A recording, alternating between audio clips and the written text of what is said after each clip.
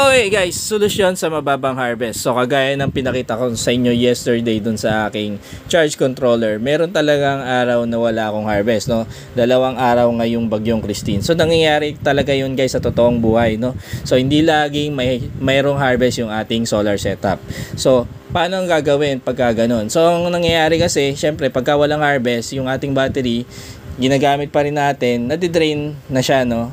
Bumababa na siya dun sa level kung saan nagiging siyang critical. So, ang solusyon natin para ma-prevent or maiwasan na ma-drain out yung ating battery is gagamit tayo ng other charger, no? External charger.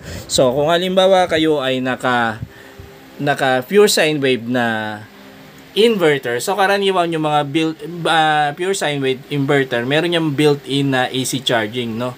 So, ibig sabihin, pwede nating i-charge dyan yung battery.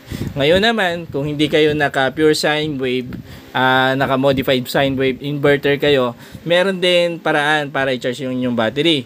So, gagamit kayo ng other means ng charging. So, ito, katulad nitong Facture, pwede itong mag-charge ng lithium ion and lead acid.